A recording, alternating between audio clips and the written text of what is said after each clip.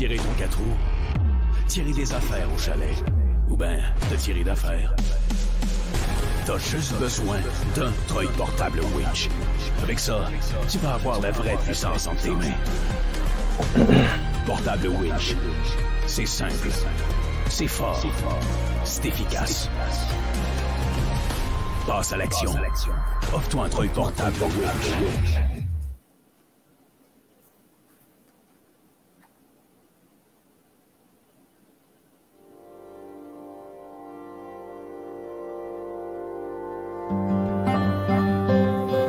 C'est enfin le début de la chasse à l'arc.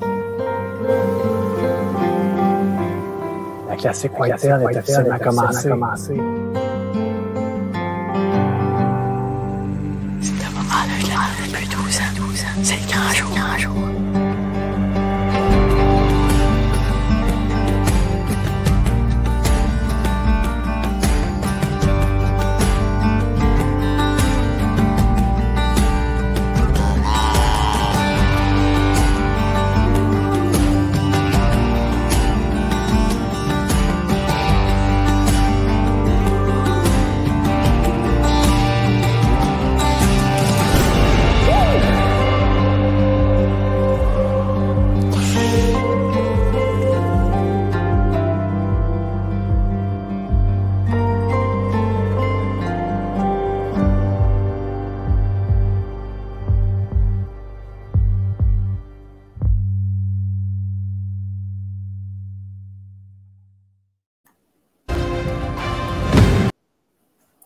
Yes, désolé. Bienvenue à tous à ce 20e live de la classique Whitetail. Je viens de voir qu'il y avait des problèmes de micro. J'espère que là, c'est réglé pour tous. Peut-être juste m'en faire part pour m'indiquer que tout est beau. Donc, comme vous venez juste de le voir, c'était le teaser de notre fameuse soirée, donc qui aura lieu le 19 mars prochain, la grande finale de la classique Whitetail. Si ce n'est pas déjà fait, je vous invite à aller vous procurer vos billets pour cette soirée-là qui sera virtuelle. Ça va être un événement chevreuil de malade. Il va y avoir les juges Daniel Gilbert ainsi que Kenny Burns qui vont juger les vidéos des 4 équipes. Ils vont leur attribuer chacun un pointage. À ça va être additionné le pointage de Bone and Crockett que les chevreuils que les gars vont récolter avaient sur la tête, ainsi que les points attribués à l'arme et la province. Donc, ça va faire un total. Ce grand total-là va être additionné. À la fin, les gens qui vont être présents vont pouvoir voter pour leur équipe favorite et ainsi donner des points supplémentaires à une des équipes. Puis, à la fin, évidemment, de la soirée, on va déclarer la grande équipe gagnante. Donc, on espère vous voir à cette soirée-là, cet événement-là. Il y a plus de 10 000 en prix également aussi. Donc, je vais mettre le lien tantôt pour les billets. Puis, gênez-vous pas, encourager des gars de la place. On a visité le Canada, on a visité l'Alberta, le Manitoba, l'Ontario. Et évidemment, on a chassé beaucoup au Québec. Donc, on a fait pas mal le tour de ce qu'on pouvait faire compte tenu de la COVID. Donc, ce soir, comme vous le savez, c'est une question-réponse spéciale UPF. Mais avant, je voulais faire une petite annonce de nos amis de Trailcam Québec qui veulent faire une petite annonce par rapport à une sorte de caméra qui vient d'arriver. Donc, la boutique Trailcam Québec tenait à vous dire que les nouvelles caméras cellulaires Tactacam sont arrivées, sont en quantité limitée, donc faites vite. Ces caméras-là, c'était des caméras qu'on aurait voulu avoir cette année, mais qu'on n'a pas eu la chance due à la COVID. Les principaux avantages de la Tactacam, les voici. Donc, les vidéos sont transmises sur l'application. Donc, vous pouvez mettre votre caméra en mode vidéo, puis elle va vous les transmettre via l'application. Vous allez pouvoir les recevoir. Il y a des photos sur demande. Ça fonctionne au Canada et aux États-Unis. Il y a des forfaits à partir de 5 $. Le flash est invisible. Et en plus, l'avantage qu'on appréciait beaucoup, c'était très économique sur les piles. Et ça semble fonctionner aussi à peu près partout ou presque, là où il y a du réseau. On s'entend? Donc, je pense que ça vient de faire le tour pour nos amis de Trailcam. Donc, allez les visiter sur leur site Internet, évidemment, pour vous procurer ces caméras-là. Donc, on va faire entrer notre équipe UPF. Salut Tommy. Salut. Yes, salut Luc. Salut. Comment ça va? Ça va bien, ça va bien. Oui, au mois de janvier, êtes-vous en hibernation ou bien si ça travaille pas mal dans votre coin là, sur différents sujets, différents... Moi, je suis à travailler déjà pour faire les commandes des semences pour les champs nourriciers l'année prochaine. Fait qu'on est dans les plans. Là. Beaucoup de plans de fête. J'en ai déjà pour une coupe d'arcs de fête, peut-être une 15, 10, 12 arcs de fête. J'en ai peut-être une autre douzaine d'arcs à préparer. Là. Fait qu'on est là-dessus. Là. OK. Pour les champs nourriciers, ça? Oui, champs nourriciers un peu partout. Là, des gars qu'on connaît, des chums, des clients. Chut, ça fait quand même gros de l'ancrage pareil. Là. Je trouvais ça élevé, mais c'est pas juste pour toi, c'est pour ça. Non. On n'a pas plusieurs. Ah, ça marche. Toi, Tommy, dans ton coin? Ben, écoute, de mon bout, c'est sûr, là, je suis revenu aux études sur la Côte-Nord, fait que je peux être moins dans le bois par chez nous, je parle. Là. Mais j'ai un de mes chums qui vient d'acheter la formation Deer Stewart en ligne. Je l'avais faite en 2019, puis j'avais fait le Deer Stewart 2 en Ohio. Mais ça fait tout le temps du bien de se rafraîchir ça. Là. Fait qu'on l'écoute ensemble le soir tranquille. Puis c'est le fun parce que c'est beaucoup de concepts. Puis c'est dur à assimiler d'une seule shot. Fait que le revoir, c'est tout le temps intéressant. Fait que, clairement.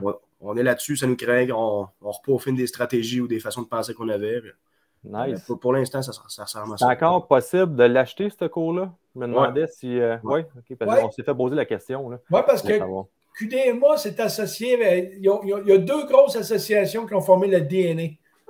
NDA. National Deer Association.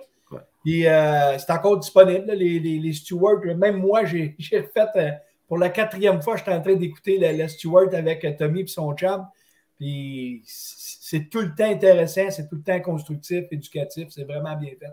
Il y a quelqu'un qui demande la formation, c'est quoi? En fait, c'est une formation qui était offerte par QDMA anciennement. Donc, on appelait ça Deer Steward. Ça t'apprenait les rudiments d'un bon gestionnaire de chasse au chevreuil. Il y avait plusieurs volets, puis c'était vraiment, vraiment intéressant. Écoute, je pense que c'était 200-300 $, je pense, Tommy? Oui, ben c'est 250 américains, mais il faut comprendre que la formation est en anglais. Fait que, c'est comme un désavantage qu'on a, mais n'importe quel. C'est une Bible. Oui, c'est ça, c'est une Bible, c'est complètement ça. Écoute, c'est des professeurs d'université, tu as Carvey Miller qui est là-dedans, tu as Brian Murphy, Keith Adams, Matt Ross. C'est tous des gars qui ont des maîtrises, des doctorats. Sur le chevreuil. C'est chevreuil. Ils gagnent leur vie dans le chevreuil. Puis toutes les dernières recherches, ils viennent et ils expliquent tout ça dans le type de gestion. Fait qu'ils expliquent tout au niveau des recrutements, au niveau des ratios mâles-femelles, pourquoi, comment, toute la gestion de l'habitat. Écoute, c'est 2 jours à temps plein, du matin au soir. Fait que ça te donne une idée là, la documentation là-dedans. Ça c'était quand c'était en présentiel. Maintenant, on l'a accès en ligne. Fait que, on a jusqu'à 6 mois pour le faire, je pense, à peu près. Là. Exact. Fait que tu y vas 2-3 heures à temps perdu, puis c'est instructif au bout. De toute façon, tu ne veux même pas en faire plus que ça, parce que tu as tellement un cerveau rempli qu'il faut que tu prennes des notes. Mais c'est cool. Clairement. Donc, je vais inviter les gens, si jamais vous avez des questions au niveau de la chasse au chevreuil, sur les stratégies de UPF, qu'est-ce qu'ils ont utilisé comme stratégie cette année, quelle peut-être stratégie qu'ils voudraient utiliser l'année prochaine, préparez vos questions, posez-les, puis moi, je vais leur envoyer. Mais avant, il y avait peut-être un petit sujet que j'aurais aimé aborder avec les gars, puisque, évidemment, UPF, on connaît votre cheval de bataille actuellement. On est dedans. Il y a des statistiques de chasse qui ont sorti récemment, Luc. On peut-tu parler un petit peu de ça? Est-ce qu'on peut dire, je vais te poser la question, puis en même temps, les gens pourront peut-être questionner par rapport à ça. Est-ce que les statistiques qui ont sorti peuvent mesurer le niveau de satisfaction des gars? Parce que le gouvernement sont là, puis ça va bien, mais sur le terrain, là, les chasseurs qui sont dans le bois, est-ce qu'ils peuvent en dire autant? Pas du tout. Le succès de chasse qu'on a eu cette année est le reflet de l'hiver qu'on a eu l'année passée. On a eu un hiver doux, les fans ne sont pas décédés. Fait que ça a permis d'avoir plus de mâles d'1 an et demi dans le bois qui a été récolté par les chasseurs. Mais le jour où on frappe encore un hiver ou 2 hivers difficiles, oubliez ça, on tombe au point de départ, puis on recommence encore à chialer qu'il n'y a plus de chevreuil. Fait que c'est... Tu sais, Tommy, on en a parlé tantôt avant d'entrer. Tu peux peut-être parler pour la 8, là, mais tu sais, dans la 8, c'était pas drôle aussi. Là. Ben, c'est ça. Tu sais, t'en as parlé longtemps dans tes conférences. La 8, c'était à peu près la seule zone au Québec où la récolte de femelles et de mâles se ressemblait, où se maintenait. Puis c'était à peu près une des seules zones qui augmentait en termes de quantité de chevreuils récoltés puis en termes de qualité dans le bois. À part la 6 avant le projet pilote, mettons. Là. Ouais. Puis là, depuis le nouveau plan de gestion, ben là, on vient d'avoir les chiffres. Là. On l'a vu de nos yeux, on en a parlé avant même que les chiffres sortent dans un des lives de la classique. Puis, je ne sais pas si je devrais utiliser le mot, mais je dirais que c'est désastreux. Là. On est parti d'une récolte équitable entre les mâles et les femelles. Puis on a le double de mâles récoltés par rapport aux femelles. Fait que, qu'est-ce qui s'en vient? On ne le sait pas, mais on s'en doute fortement. Je pense que la 8, c'est une des rares zones qui a une baisse de récolte. Oui. C'est grave, là. Je l'entends plusieurs qui avant se permettaient de récolter des femelles dans la 8, puis maintenant, il n'y a même plus ce luxe-là de récolter une femelle dans la 8, ça veut dire qu'il y a quelque chose qui cloche. S'ils ne sont pas capables de... Oui. Tu sais, puis ce que je trouve triste dans tout ça, là, c'est de vendre du rêve, c'est de vendre de la boucane, c'est de vendre de mettre des... C'est de la fausse perception, c'est pas réel. ce qu'ils mentionnent. Puis à tous les automnes, ils disent tout le temps qu'il y a du gibier dans le bois, puis venez chasser. Puis c'est pas ça qui se passe dans le bois. Les gars sont pas contents, ils sont pas satisfaits. Je parlais encore avec plusieurs là, hier puis aujourd'hui là, avec un gars. Là, puis son père, là, il a 62, 63 ans. Il dit cette année, il n'a pas pris de permis parce qu'il dit là, ça ne vaut pas la peine. Il dit ça ne vaut pas la peine. Il ne l'a pas acheté. Ben, on parlait de chiffres. Les chiffres disent qu'il a été tué. On ne sait pas c'est quoi vraiment, les mâles d'un an et demi, 2 ans et demi, 3 ans et demi, c'est quoi. Fait qu'est-ce qui reste? On en a parlé tantôt, ça ne mesure pas ce qui reste dans le bois. Puis nous autres, en tant que passionnés, on regarde un peu ce qui reste pour se donner de l'espoir pour les années à venir. Puis là, c'est pas mesurable, cela, parce que qu'est-ce qu'on regarde, c'est qu'il ne reste rien pour les années à venir. C'est bien beau de dire, on a tué tant, là, OK, parfait, c'est correct, mais après ça, est-ce que le niveau comme j'expliquais, de satisfaction est là? Je pense pas. Non, puis on le voit parce que le mouvement avec l'UPF qui se passe, là, Raphaël, là, moi, je n'ai jamais vu ça depuis que je suis jeune. J'ai jamais vu un mouvement aussi intense puis que les gens sont en arrière de nous. Tu sais, les gens, puis ça, je trouve ça plate parce que souvent, le ministère va dire vous couvrez juste 10 de la clientèle chasse, c'est parce qu'on a 12, 13, 14 000 de signatures. Mais le sondage que le ministère a fait de 5 ans avant le même projet, c'était 70 du monde qui voulait avoir un changement et qui voulait avoir le RTLB. 70 de 130 000, on s'entend-tu que c'est pas loin de 100 000 personnes? Ça commence à faire du monde. Là. On est plus, tu ne peux pas avoir les 100 000 signatures du jour au lendemain, ça ne s'est jamais vu. Mais c'est tout le temps de dire des faussetés sans arrêt qu'on représente 10 Non, on ne représente pas 10 on représente 70 puis peut-être aujourd'hui parce que là, ils disent qu'encore une fois, le sondage n'est pas bon parce que là, l'aventure, c'était pas de façon aléatoire dans le public. Fait que là, on ne pouvait pas dire, mais on était rendu à 85 de gens qui veulent un changement, puis ils veulent le RTLB. Là. Fait que. Je ne sais pas qu'est-ce qu'ils attendent. Ils attendent-tu que les gars soient tannés au point de ne pas aller chasser? Fait que si les gars arrêtent d'aller chasser, ils viennent de perdre un méchant outil de gestion parce que les autres, ce qu'ils veulent, c'est évidemment réduire le nombre de chevreuils, mais pas de façon logique. Il y a des places qu'il faut qu'ils soient réduits. C'est ça. Ben oui. C'est ça. Ouais. Il y a d'autres places qu'il faut qu'ils soient remontés. Fait que là, à un moment donné. Puis tu sais, là, arrêtons de dire que c'est bien géré, la faune, là. Ouvrons-nous les yeux, là. Puis là, il faut qu'il y ait des choses qui changent. Pas si vous avez vu l'article un matin dans la presse, là.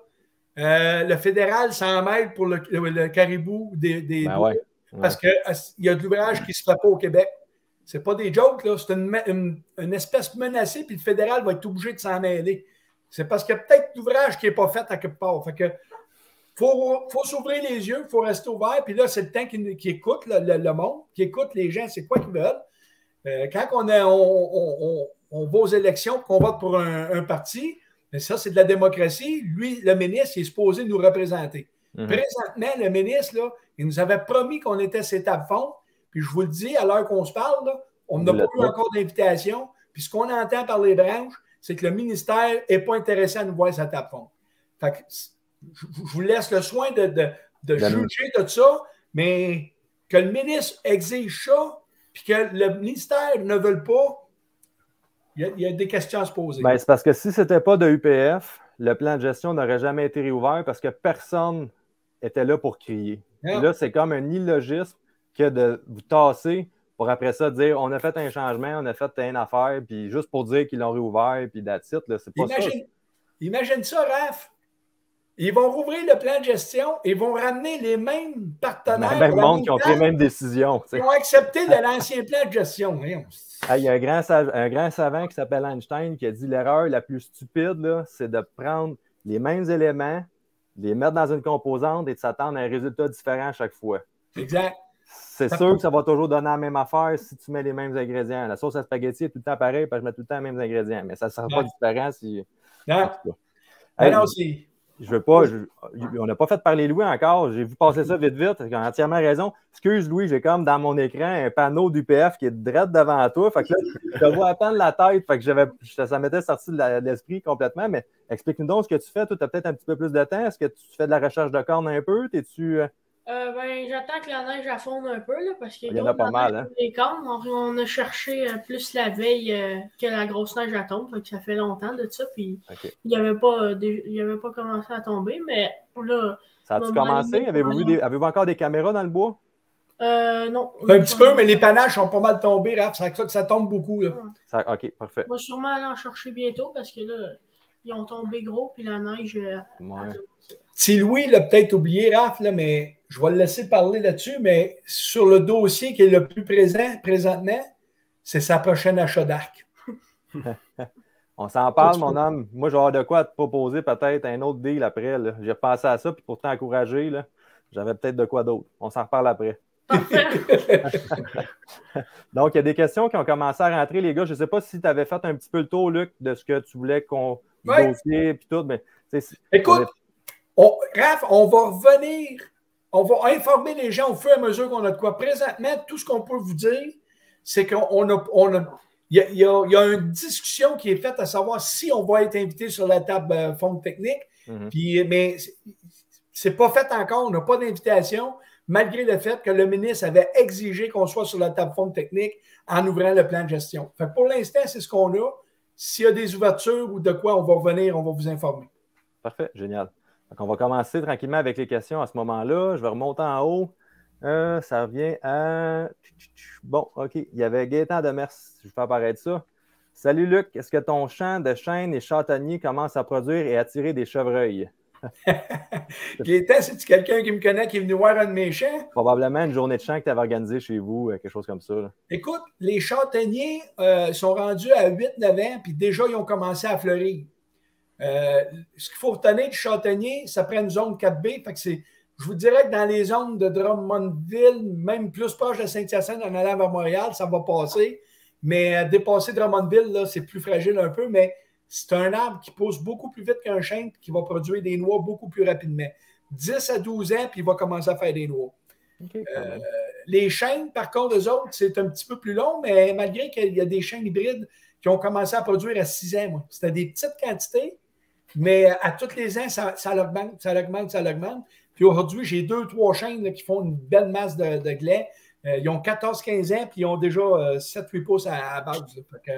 Ça va plus vite qu'on pense. Oh, je pense Luc, que la question s'orientait plus sur le fait est-ce que présentement, nos arbres drainent du chevreuil? Ça a tiré un peu? Ça se draine, mais pas assez longtemps, parce qu'il n'y a pas assez de noix. Ouais, c'est ça. Il y a pas un impact, ça va durer 2 semaines, 3 semaines, puis c'est fini après. Il n'y a pas un impact significatif encore. C'est sûr que c'est un plan de gestion d'habitat à long terme. Là. On ne peut pas le voir à court terme. Clairement. Pour que ça soit efficace, mais non. Là. Parce que là, c'est ça, on le voit, il y a du chevreuil qui rentre. Là. Quand il y a des noix à terre pour je ne sais pas combien de livres, là, mais qui se drainent rapidement. On ne peut pas mettre une chasse d'un mois là-dessus. Là. L'espace de 2 semaines, c'est tombé. L'espace de 2 semaines, c'est mangé. Puis, pour ouvrir la parenthèse aussi, là, ces types d'aménagements-là dans les zones agricoles, là, ça va avoir un impact à long terme, ces pertes agricoles énormes. La masse que tu rapportes là, de nourriture. Quand on parle de gestion, mais face à l'agricole, il y en a un impact vraiment. Le maïs, là, c'est des hydrates de carbone, mais tant qu'il va y avoir des noix de chêne ou de châtaignier, ils ne mangeront pas de maïs. Dedans, ce serait une bonne stratégie peut-être à travailler avec nos amis agriculteurs qui ont des problèmes de chevreuil. C'est à long terme, évidemment, mais souvent les terres, c'est ça. Oui, mais il y a un manque de communication parce que l'UPA, on essaie de communiquer avec eux depuis longtemps, puis on n'est pas capable d'arriver à la tête pour pouvoir parler avec nos ministères.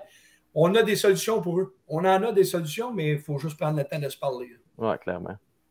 OK, il y a un petit commentaire que je voulais juste faire apparaître ici. C'est Gilles Dion qui dit « À Saint-Michel-des-Saints, ça a connu une baisse malgré une hiver douce. » Donc, qu'est-ce qui pourrait expliquer qu'il y a une baisse malgré une hiver douce? Dans le fond, on sait un peu c'est quoi. Luc, je te laisse aller là-dessus. Ben, écoute, Saint-Michel-des-Saints, c'est la nouvelle 15 qui a été ouverte l'année passée. Massacre total.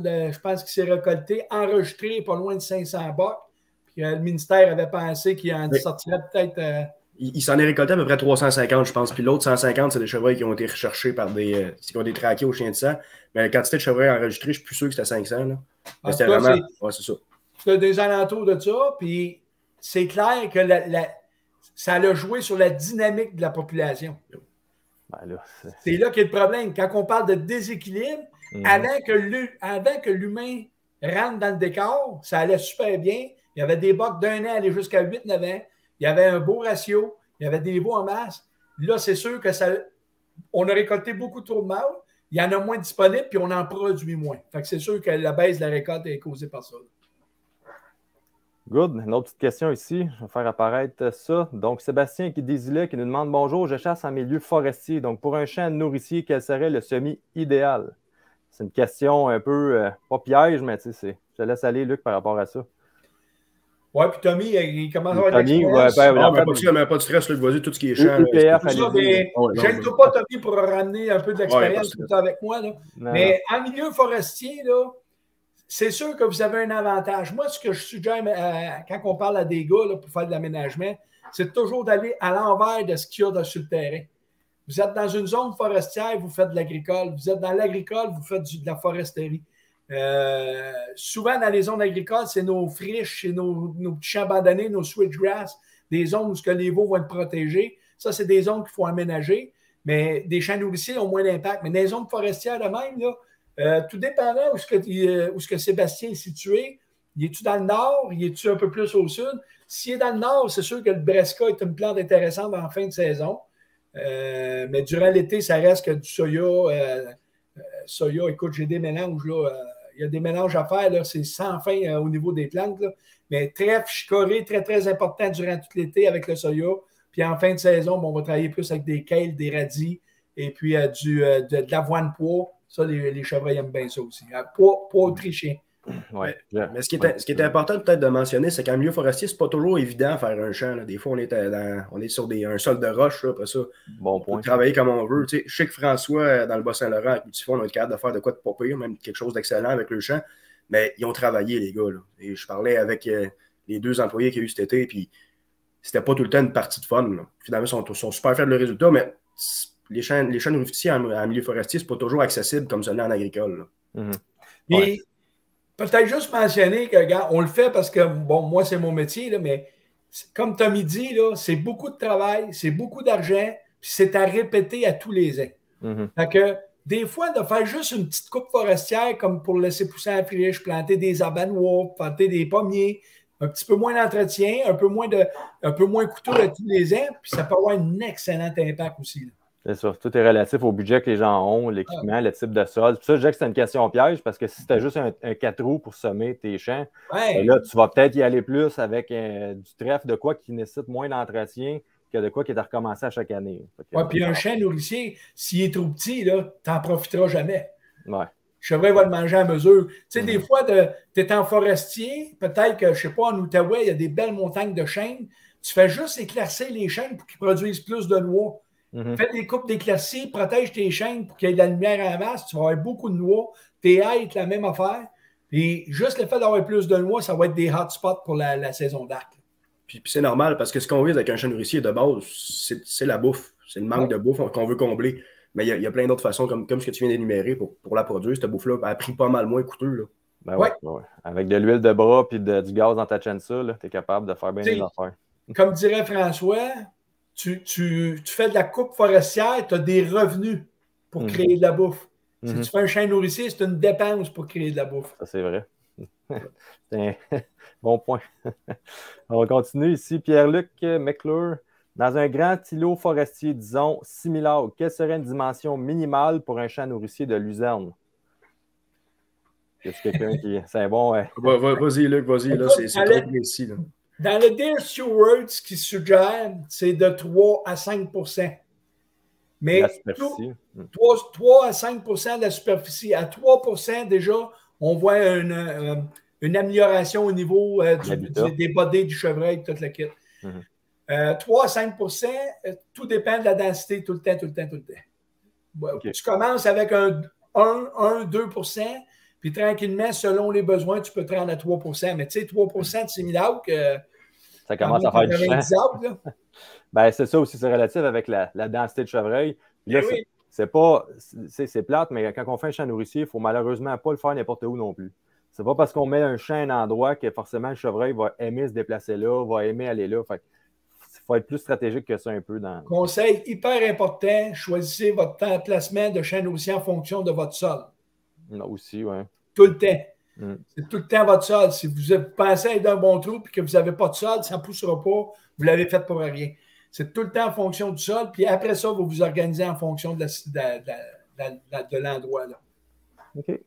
Ici, il y a Serge Legault qui amène un point. Je ne sais pas si vous voulez parler un petit peu de ça. Donc, les salines pour chevreuil, je trouve ça beaucoup moins efficace que ceux pour orignal. Est-ce que c'est le type ou c'est l'animal qui a peut-être moins d'intérêt? par rapport à l'orignal. Le chevreuil, il y a peut-être moins d'intérêt que l'orignal par rapport à ça.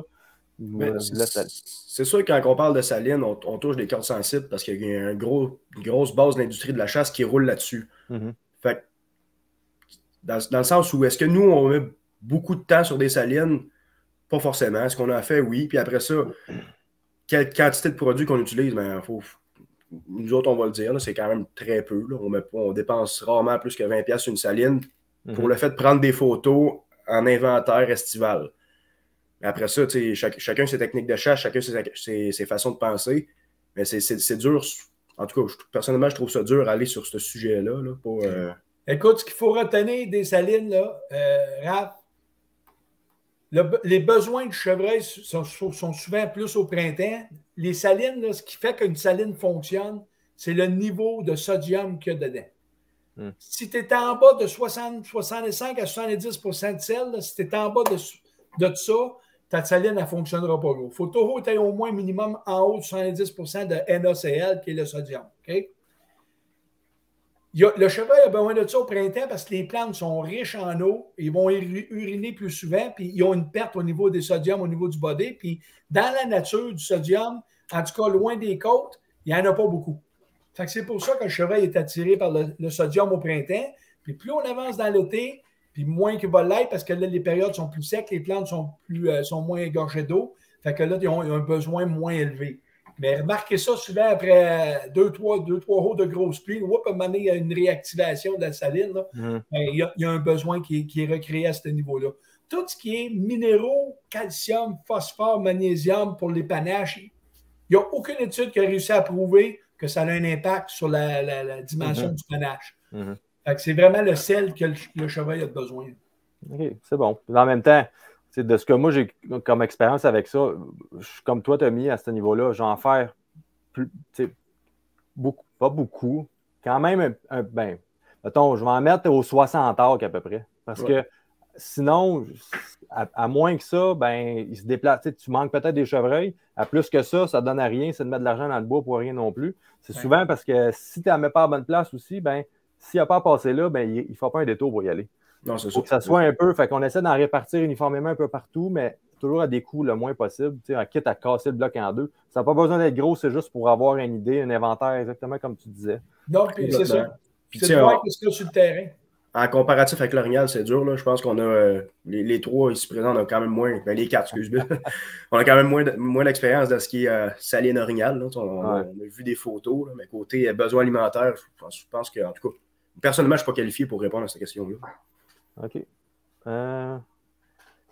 Ici, on a une question. Gaëtan Demers qui revient sur ses chaînes, qui dit « Mes chaînes hybrides de 2010 n'ont rien produit encore, même s'ils ont 25 pieds de haut, quand même. » Donc, c'est des chaînes on parle de 12 ans, pratiquement. 12 ans, chaîne hybride. Je ne sais pas si tu es entouré, s'ils sont libérés ou s'ils sont vraiment entourés d'arbres. Le secret, c'est la lumière. Ça prend beaucoup de lumière. Fait que si tu as des bouleaux ou des arbres qui poussent alentour de tes chaînes, il faudrait enlever cette compétition-là. Ça, c'est sûr que ça l'aiderait. Ça peut se faire rapidement. Les chaînes hybrides, là, qui est probablement des chaînes blancs, là, de ce que je vois, il faut faire attention dans quelle région qui est parce que c'est des chaînes fragiles au gelé du printemps. OK. Fait que des fois, il y a un gel tardif au printemps, tu peux avoir des fleurs, mais ça fait avorter les fruits. Ah oui. On en a eu un cette année, un gel de ce type-là, par exemple. Oui, puis moi, les glands, ils sont tous tombés au combat cette année-là. Oui, c'est ça. C'est pour ça que les chênes blancs sont plus fragiles et que la production est moins constante d'un année à l'autre. Parce que les gélatifs du printemps vont avoir une problématique, tandis que le chêne rouge, c'est sur 2 ans la production. Fait qu'eux autres sont moins sensibles à ce gélatif-là. OK. On a ici Patrice Perrault qui nous demande « Salut les gars, avez-vous quelques survivants qui ont passé à travers la saison de chasse? » La question qui tue. Vas-y, Bill, vas-y. Bill, il est doué. Vas-y, Bill. Cette année, j'ai laissé passer 3 ans et demi et plus. Okay. Puis là-dessus, il y en a juste un qui est mort. On a été chanceux.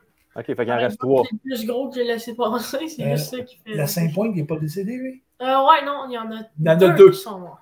Il y en a 2 qui sont morts sur 4. Fait qu'il y a 50%. Quand même. Sur 4 qu'on a laissé passer, mais tu sais, il reste des shooters. Bill, je pense que tu pourrais les énumérer même plus que moi. Tu as été le nez des 4 dernièrement, plus que moi. Là. Mais tu sais, tout ce qui était déjà shooter cette année, je pense qu'on a une proportion quand même acceptable qui a survécu. Oui, parce que là, tu as parlé des 3.5, oui, mais il y avait des 4.5 aussi, des 5.5. Il nous reste pas loin de 4 ou 5. En tout cas. Ouais. Il y a Girafe. Il y a Lobster. Il y a Ring. Puis.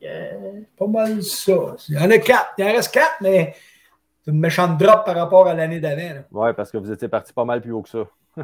Avant le premier plan de gestion. Là. Le 8, ça fait mal, je te le dis. Toi, Tommy, à Bécamo, il ne doit pas rester grand-chose. Écoute, du whitetail à Bécamo, il n'en pleut pas. Là. il y a une tête qui traîne à quelque part. D'ailleurs, il y a quelqu'un qui nous a posé la question tantôt. Elle n'est toujours pas retrouvée, Tommy, à moins d'indications contraires. Non, malheureusement, on ne l'a pas retrouvé, mais j'ai un peu lâché prise aussi à un moment donné. Je comprends. C'est ça. Malgré nos appels, ça n'a pas... Ça a été apprécié, l'aide quand même du public, mais c'est juste ça n'a pas abouti. C'est des choses qui arrivent, puis on va passer par-dessus, même si ça nous fait de quoi au cœur un peu. Là. J'avais pas parlé, je parlais juste de ceux des miens que j'ai laissé passer qui étaient morts, mais sinon, on en a 2 autres gros qui, dans le fond, ils doivent être morts parce qu'ils ont disparu. Ouais. C'est pas évident. Hein, quand on décide de laisser passer en partant, il faut vivre avec le fait que toi, tu le laisses passer, mais que souvent, la grosse majorité ne le feront pas. Mais au moins, l'année prochaine, tu peux voir le jump qu'il a fait. C'est sûr que ça, c'est ceux que tu as laissé passer qui ont survécu, par exemple, ça, c'est le fun. Je te souhaite d'en profiter ou qu'un de vous autres en profite par rapport à ça. On se croise les doigts. Récolter plus tard, ce serait le fun. T'en laisses passer, puis après ça, des années. On voudrait tous qu'ils survivent, hein, mais Colin, c'est pas évident. Il y a gros du monde dans le bois. Avec des carabines dans les mains, c'est surtout ça. Là, on a ici David Rodrigue qui nous mentionne le brass. Bon, pour ceux qui veulent planter du brass, le brass, il le tourne entre l'arc et la carabine. Ça prend assez grand. Donc, tout dépendamment des endroits, évidemment. J'imagine. Peux-tu commenter par rapport à ça? Parce que moi, je peux faire un parallèle. En Ontario, ils ne touchent pas avant le mois de janvier, fin décembre. Ça dépend des habitats. C'est ça. Ça dépend des habitats. Plus ton habitat est dégradé, plus ils vont le manger tôt. Puis moins ton habitat est dégradé, plus ils vont le manger tard. Fait que ça dépend souvent bien des habitats. Mais effectivement, que le brassica, la partie où les chevreuils vont le plus apprécier, c'est après une gelée, parce que l'amidon qui est dans les feuilles se transforme en sucre, devient beaucoup plus sucré, et c'est là que le chevreuil, c'est très, très appétant pour le chevreuil. Là, ça va être une question pour notre ami Louis. Salut Louis, comment tu trouvais ça de commencer à chasser et d'être dans un événement comme la classique et que Luc soit ton mentor? Je ne pouvais pas demander mieux. Là. Depuis que je suis petit, je regarde vos émissions, puis vous étiez mes idoles. Fait que là, je pouvais pas. Ouais, t'es drôle, toi. Ça fait longtemps qu'on se connaît malgré tout, puis là, t'as grandi au travers de ça, puis t'étais rendu un jeune homme prêt à aller chasser. Fait que l'événement, ta mine était bon, maudit. Les émissions Artmaniac, on les a toutes vues plusieurs fois. Je les connais toutes par cœur. C'est le fun d'entendre. Puis en plus, tu as pu chasser avec ton frère aussi, parce que dans le fond, quand tu as tiré ton boc, tu étais accompagné de ton frère, puis quand tu étais avec ta femelle, tu étais accompagné de Luc. Fait que tu fais pas, c'était parfait. Oui, tout était parfait. Il y a des belles émotions là-dedans. J'ai hâte que les gens voient ça. C'est exceptionnel ce que j'ai vécu, parce que je regardais les gens alentour, puis il y en a qui avaient des exceptions quand tu as des beaux, mais il y en avait d'autres qui n'avaient pas gros de chevreuil, puis c'était triste. Non, ça a été une année, malgré les chiffres qu'ils nous disent, je peux dire que ça a été une année, en tout cas, catastrophique pour ce qui est de mon coin à moi. Pour plusieurs, oui. Oui, c'est ça. Mais je pense que si les gens viennent voir la finale de la classique, là, vous ne regretterez pas juste pour les émotions de petit Louis dans le film. Là. Mais ça nous fait revivre nos premiers moments. Ça nous fait revivre nos premiers moments. Tu sais, souvent, à part dessus des chevreuils, on ne se souvient plus trop un peu comment qu'on. Puis là, quand tu vois ça, tu te dis, c'est vrai, tabarnane, le feu dans les yeux, l'émotion. Le corps, tu perds le contrôle de ton corps. Oh my God. Là, tu es sur un nuage pour des jours. Ouais. OK, ça peut t'enlever des pertes agricoles sur son maïs. On a Gilles Dion ici qui lâche un commentaire par rapport au champ. Moi, maintenant, je vais planter directement dans le champ de l'agriculteur après sa récolte de blé d'automne, donc une demi-acre, en avoine sucrée. Ça va être économique car leur champ est parfaitement balancé et riche. Ça va peut-être enlever des pertes agricoles sur son maïs. Ça, là, c'est une super bonne idée, Gilles. Puis, je l'ai faite avec des clients. Moi, vous le savez, je travaille en agriculture. Puis, j'ai plusieurs clients là, que je fais des 30-40 acres de mélange là, avoine, pois autrichien avec du kale puis du radis. Puis, écoute, l'année passée, ça a monté pas loin de 2,5 pieds de haut. Puis ils sont encore en train de manger dedans. Ben oui, clairement. Ils grattent la neige pour aller là. Oui, puis l'agriculteur, de plus en plus, cherche à faire des engrais verts. Fait que si vous allez voir votre agriculteur tôt, puis qu'à la limite, vous êtes prêt à payer une partie des semences pour avoir ça, je vous garantis que vous allez rester surpris de la réponse que vous allez avoir des agriculteurs. Bon, souvent, eux autres sont partants pour ça. Ça l'ajoute. Peut-être pas l'avoine, parce que c'est quand même énergivore, mais il y a des trucs, là, comme tu disais, le Winter Pea, tout ça, le pois autrichien, ça l'ajoute de l'azote au sol. Fait qu'eux autres sont partants à 100 000 $ pour ça. L'avoine et le kale, eux autres, ils captent tout l'azote qui reste dans le sol. Fait qu'il y a moins de pertes au niveau quand il y a de l'eau au printemps et tout. Il y a beaucoup moins de pertes de nitrate dans nos eaux de ruissellement. Okay. Puis toutes les légumineuses, eux autres, captent l'azote dans l'air. Fait que tu enrichis le sol de plusieurs façons. Ah ouais, c'est une belle façon là, de. Très bonne idée, Gilles. Pierre-Luc, avez-vous des trucs pour localiser des vieux bocs fantômes? On les voit parfois, surtout après chasse, mais jamais durant la chasse. Donc, il n'y a personne autour de les pauses non plus. D'où le terme fantôme. Veux-tu commencer, Tommy? Ben écoute, moi je pense que ça dépend tout le temps d'où ce qu'on chasse. Là. Ça revient un peu pour à peu près tous les sujets. Mais tu sais, les bocs fantômes, souvent, sont. Moi j'ai tendance à dire que si toi tu ne l'as pas saisi puis il devient un fantôme, c'est que lui, il t'a saisi. Fait que des fois, ce qu'on propose, ce que même on fait, c'est chasser un chevreuil qu'on pense connaître, mais qu'on ne réussit pas à croiser. On chasse à l'envers. On va faire une surprise, on va se mettre à une place qu'on ne s'attend pas de le voir. On fait des moves plus pas aléatoires, mais oui, agressifs, mais dans le sens où des fois, on est même démotivé de le chasser. Je pense que c'est arrivé, toi, avec Drop Pin, justement, tu es allé dans un style c'était agressif d'une certaine façon, mais j'avais une idée qui était là. Okay. Puis, parce que j'ai comme fait des liens maintenant, j'ai dit, OK, il faut qu'il passe là, puis je suis allé là, mais ça a marché du premier coup. Ouais, c'est cool. 2 puis 3 fois. Mais dans la question qui vient aussi, ça me fait peut-être penser, lui, il parle de pause-chasse. Donc, est-ce que ça pourrait être des bocs qui sortent de leur zone après, on dit après pause-chasse, dans le fond, la chasse se termine, mais le rythme n'est pas terminé. Les bocs continuent de chercher encore. Fait que c'est peut-être ça que Pierre-Luc McClure constate. Il les a jamais pris en photo, ça arrive, ils sont de passage parce qu'ils cherchent des femelles. Ah oui. Puis il y a des bocs qui sont routiniers aussi. Là. Je parle de chevreuil, Louis a tiré en particulier. L'année passée, on le posait non-stop. L'année passée, lui, c'était la première semaine de novembre. Il faisait une run. Il disparaissait. Puis cette année, il a fait la même chose. Puis on a fini par le croiser une place où on ne pensait pas le croiser. Il y a des chevreuils qui peuvent faire ça, qui peuvent être patternés d'année en année sur un territoire, mettons, plus tard en saison, pour ce cas-ci, qui vient d'ailleurs, qui fait une run d'1 kilomètre, 1,5 kilomètre, 2 kilomètres. Puis pendant une semaine, on se met à le poser pour la raison qui est dans le rythme. Tu sais, là, pour compléter, Raph, là, des vieux bocs, là, à la base, c'est pas fantôme. Quand il y a des bocs, t'es voué. Le problème, c'est la pression de chasse qu'il y a. Puis si toi, tu es sur un 3e terrain, que le boc, il faut qu'il en traverse 2 ou qu'il y a plein de chasseurs avant d'arriver chez vous, ça se peut que tu ne le vois pas de l'automne. Puis que quand les gars sortent du bois, ils commencent à ragrandir le territoire, puis là, il fait plus grand. La situation géographique a un impact hyper important. Trouver où ce qui est de bedding, puis chasser le plus près du bedding, ça, c'est la base de tout. Ça, c'est sûr que ça va aider beaucoup. Parce que moi, j'ai chassé souvent collé sur des beddings, là, puis voir les bocs sortir 15-20 mètres du bedding, puis rentrer dans le tout sale, puis pas aller plus loin que ça. Là. Non, mais plus qu'ils vieillissent, plus les bocs ont un nerf vital petit, normalement. Durant le rythme, ils vont courir grand, mais je parle dans la saison, mettons, septembre, octobre, juste avant, là, c'est tout petit. Fait que c'est pas évident.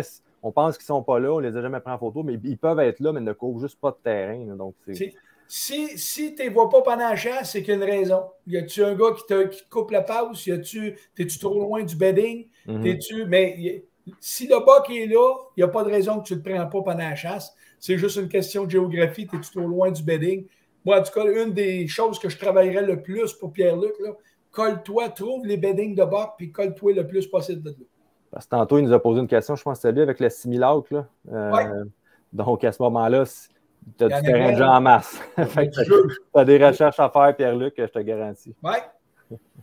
Il y a quelqu'un qui lâche un petit commentaire. Louis, il te reste plus de bocs après la chasse que moi avant la chasse. Donc, tantôt, tu parlais que tu checkais autour de toi, qu'il y en avait qui n'avaient pas de chevreuil. Là. Ben écoute, il y en avait qui en avaient encore moins que toi après chasse qu'eux avant chasse. Puis ça, c'est triste. En tout cas, on souhaite tout aux gens qui aient une belle qualité de chasse. Martin Fecteau, pour un champ nourricier, quelle plante est la plus facile à faire pousser sans trop de travail? Donc, engrais chaud, je suis en milieu forestier. Avez-vous un conseil à donner à quelqu'un qui voudrait faire un premier champ sans... La plante la plus facile à faire pousser, c'est le sarrasin. Le sarrasin n'a pas besoin d'un pH élevé. C'est une plante qui n'a pas besoin de beaucoup d'azote. La seule chose, le sarrasin, il ne faut pas le semer trop tôt parce que s'il y a une gelée, la plante va mourir. Fait que, attendez plus vers fin mai, début juin. Puis, c'est pas une plante qui est exigeante, mais pas du tout. Le trèfle blanc non plus. Trèfle blanc mélangé avec une chicorée, si vous faites juste un peu travailler le sol, puis qu'il y a un minimum de 4 à 6 heures de lumière par jour, vous allez réussir à faire de quoi quand même assez bien. Tu as parlé du sarrasin, Luc. Moi, juste une petite parenthèse comme ça. Cette année, en avant de chez moi, ils ont fait un champ de 100% sarrasin qu'ils ont planté. Puis, quand même tôt au printemps, ça l'a poussé. Ils l'ont laissé sur place. Ça l'a séché. Ils ont fauché. Et là, ça l'a repoussé. Ouais. Parce que le sarrasin, dans le fond, c'est un... Mais en tout cas, je ne pensais pas que les chevreuils mangeaient ça, mais le jeune sarrasin rendu à l'ouverture de la chasse, donc en octobre, moi, j'ai chassé là-dedans. Là, j'ai tiré ma femelle là.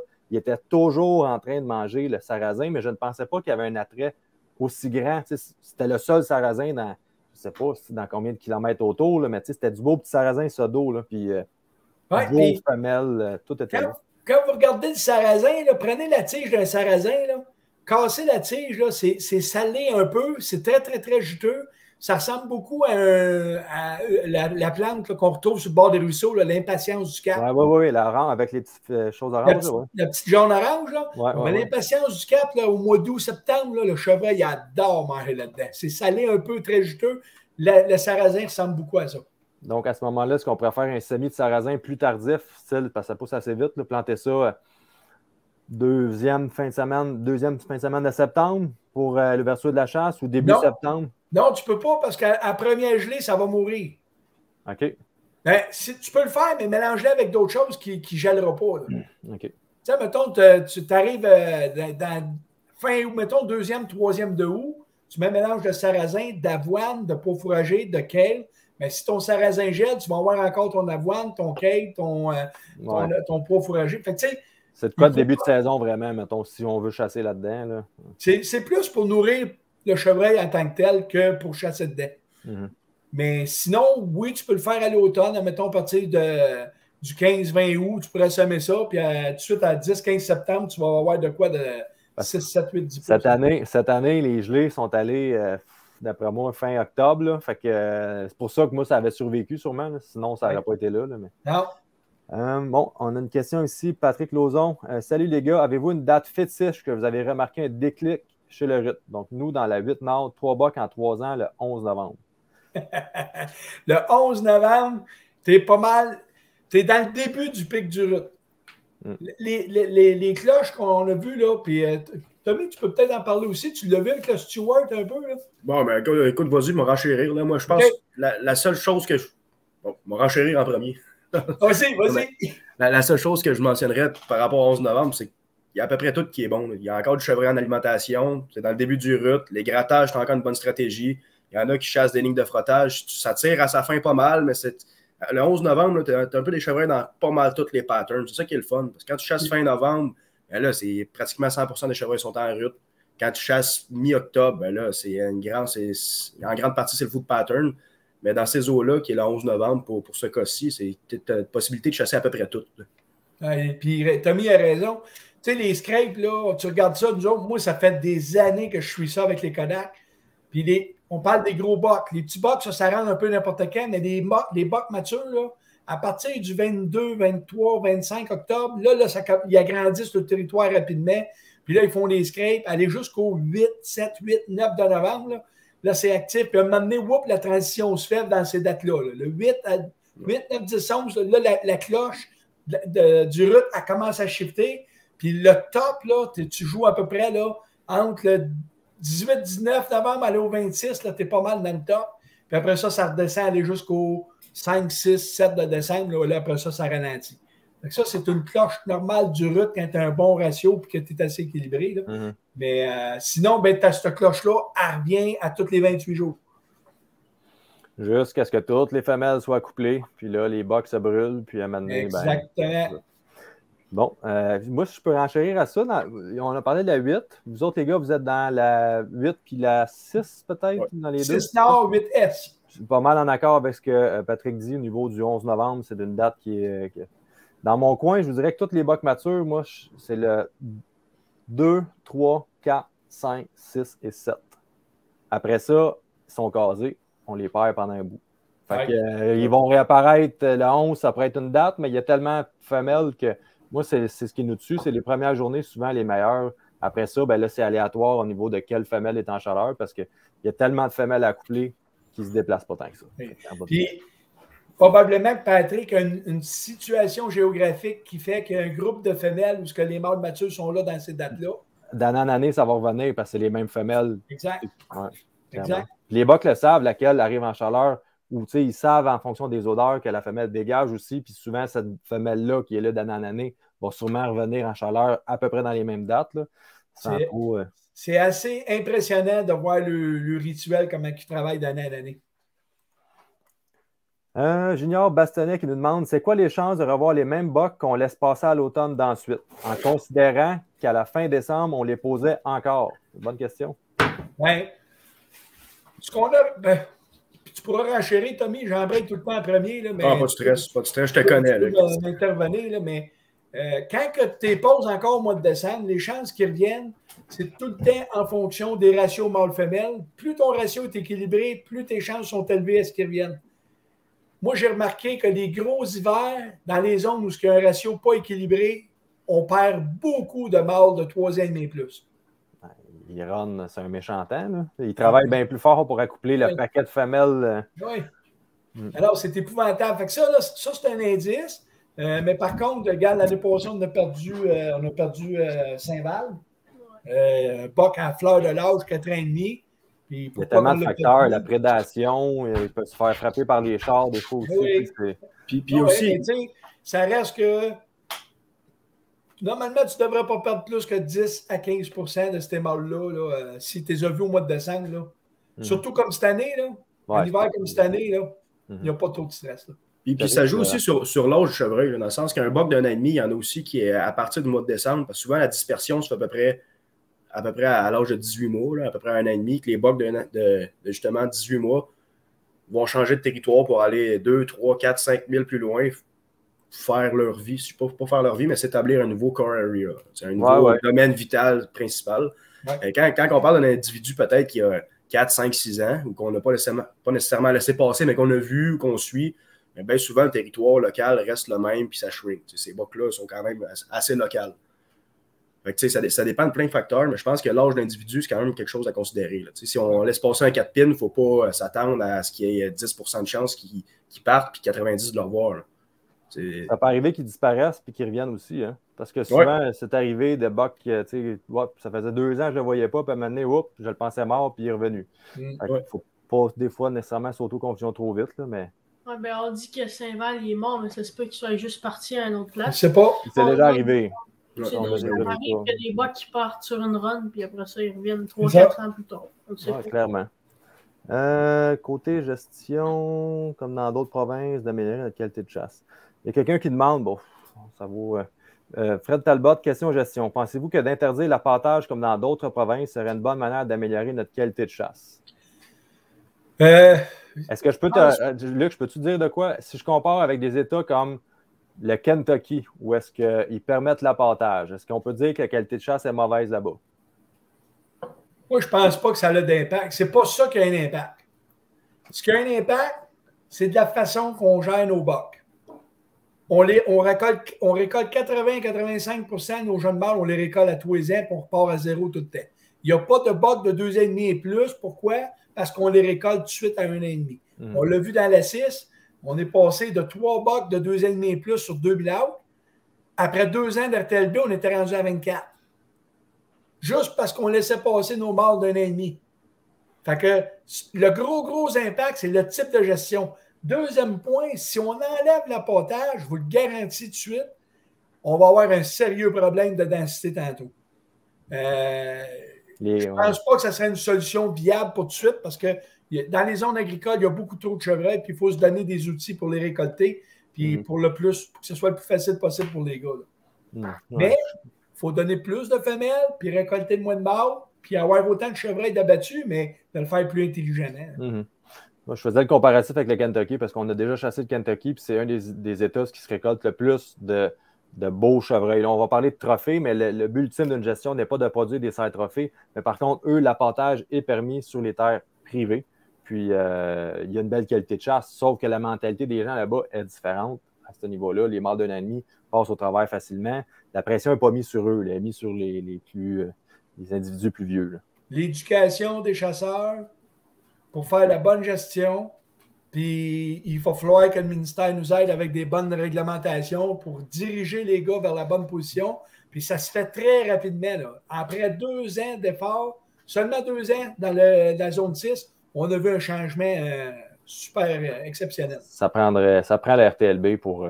Pas le choix. À grandeur du Québec. Parce que, advenant qu'il enlève le 2 bocs, Luc, on dévie un peu, là, mais advenant qu'il enlève le 2 bocs, mais qu'il ne mette pas de RTLB, est-ce que ça va rajouter nécessairement plus de bocs dans le bois, ça? Est-ce que ça allait bien dans les années 2000? Puis il n'y avait pas de carabine. Ça allait pas mieux.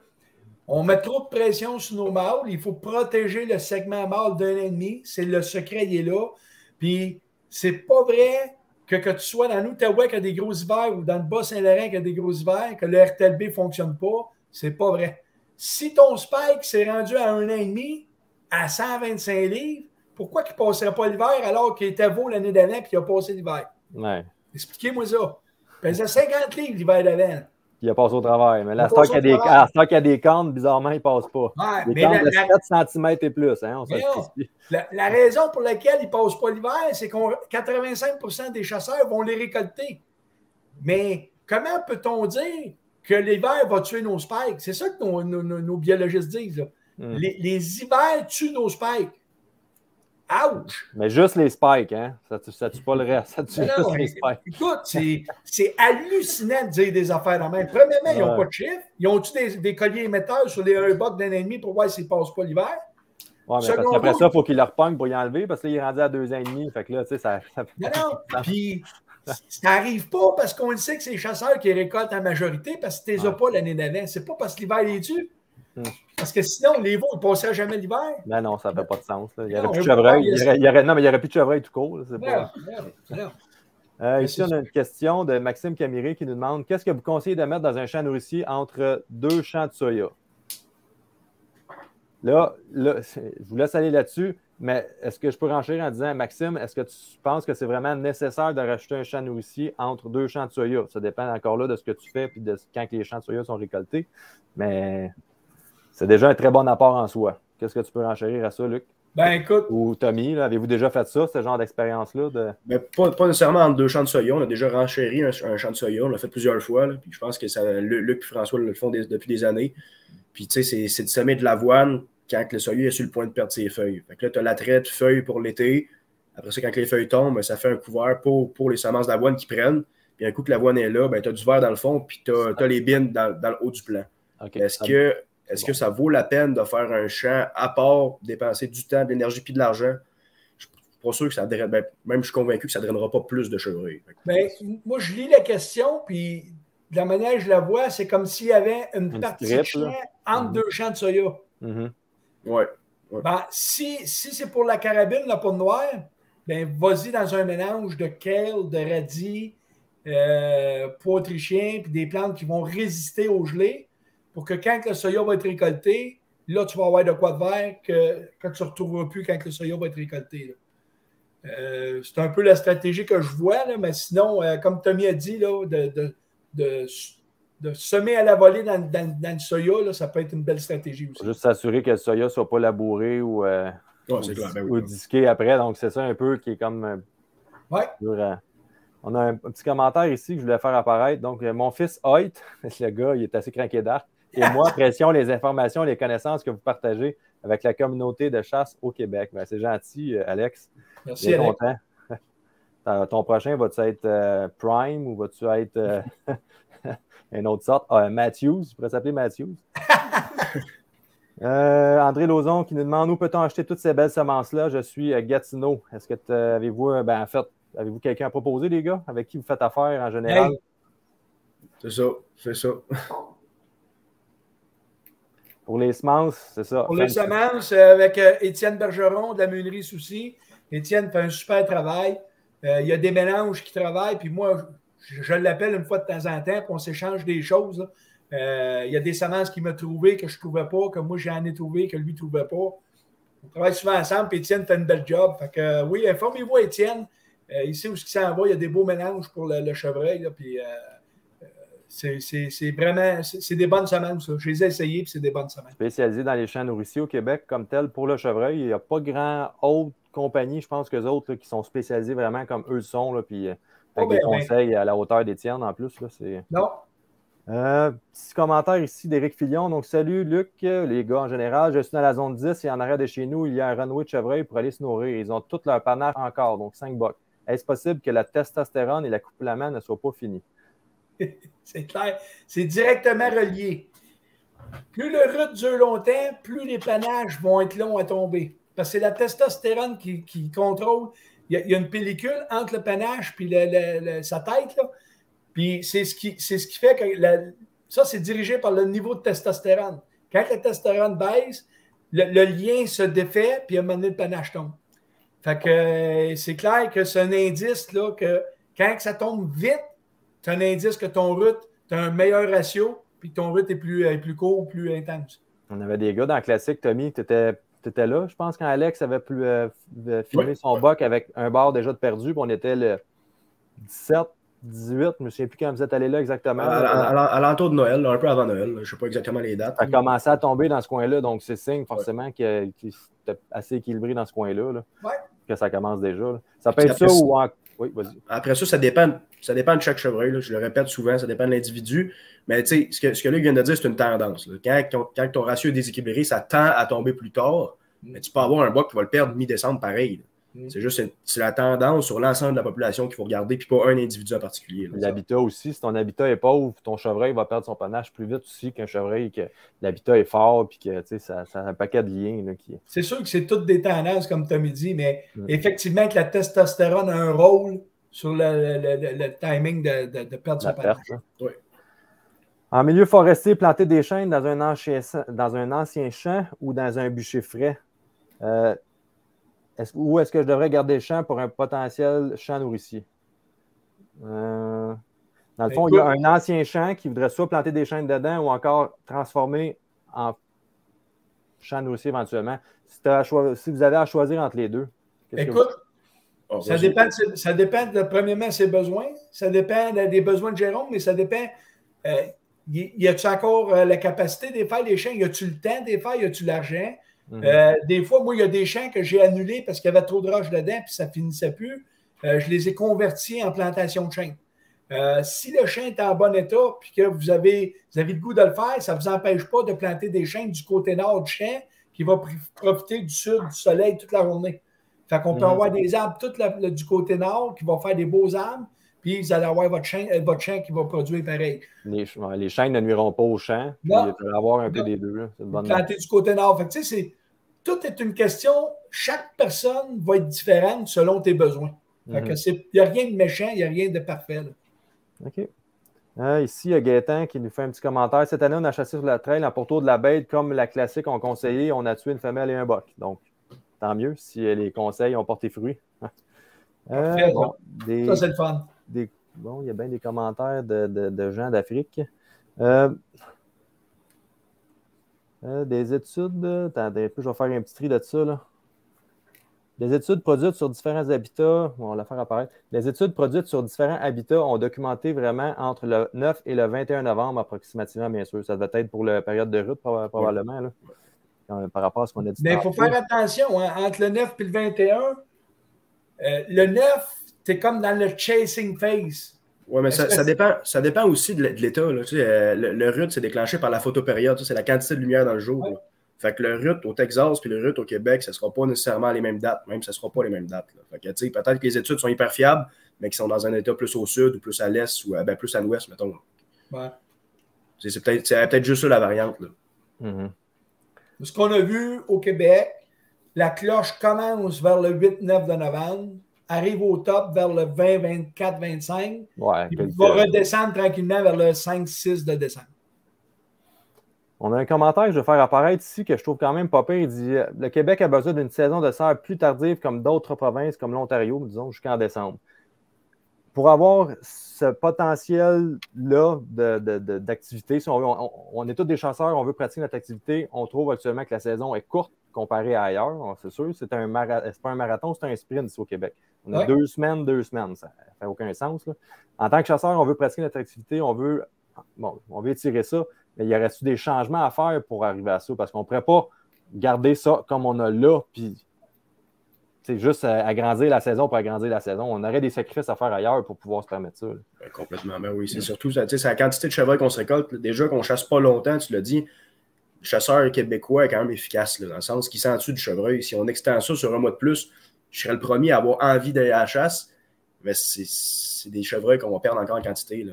On a eu tantôt un exemple de Saint-Michel-des-Saints où la récolte a été désastreuse. Mais si on imagine avec 3 semaines de plus, on oublie ça. Là, ça ne sera probablement pas partout. Là, non, c'est ça, c'est sectoriel. Là, je le prenais comme exemple. Mais je pense qu'avec la quantité de chevreuils qu'on récolte au Québec pour le peu de temps qu'on a, j'aimerais ça, mais je serais stressé, moi, d'avoir une saison plus longue. C'est sûr, comme chasseur, tu viens de le dire, là, tu l'as très bien dit, ça serait le fun, mais on a des choses à changer. Là. Il y a plusieurs. Écoute, il faut changer de stratégie de gestion, first, ça c'est clair. Puis changer de. Tu sais, d'avoir l'arme à feu, est-ce qu'on peut la restreindre, pas être obligé d'avoir des armes à feu qui tirent à 1,5 km? Ouais. Tu sais, il y a des choses à faire. Tu ne peux pas en tuer plus de chevreuils. Tu peux juste le répartir. C'est ça que j'allais dire. Il faudrait garder la même quantité, mais donner la possibilité au monde d'aller. Parce qu'en étant un sprint plutôt qu'un marathon, si je comprends bien le gars qui a 3 fins de semaine pour aller à la chasse, dont une qui est peut-être hypothéquée par quelque chose, parce que là, il y a que les enfants, tout ça, il en reste 2. Donc, qu'est-ce qu'il fait le gars le premier matin qui va à la chasse et qui voit un boc qu'il peut récolter? Donc, avoir une saison plus longue, donc avec plusieurs petites saisons peut-être plus courtes d'armes différentes, le pot de noir, le fusil, la carabine n'a pas resté, mais juste être raccourci à ce moment-là. Donc, il y aurait moins de chevreuils pendant ces 4 jours-là à carabine qui seraient récoltés, mais le même nombre serait quand même récolté, mais au travers des différentes autres saisons. C'est clair. Puis de juste se rendre ça un peu plus difficile pour se permettre de pouvoir le chasser. Tu sais, au doré, là, le poisson, là, et à ce temps, on est rendu avec des limites de longueur. Là. Mm-hmm. La pêche, il y a ça. Ouais, ben oui. Ouais.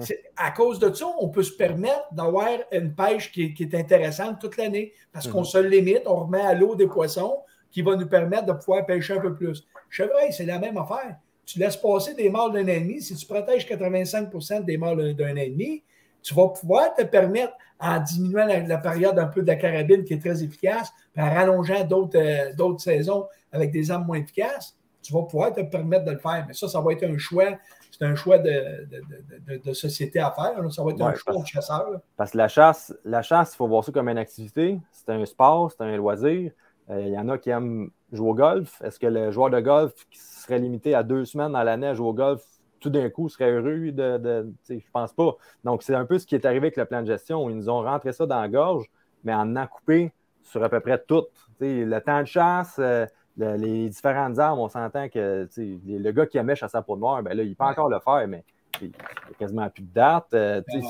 Ils ont vraiment coupé dans l'aspect plaisir de tout ça. Là. Ils n'ont pas pris en considération le chasseur pour Redicen. Ils l'ont-tu déjà fait?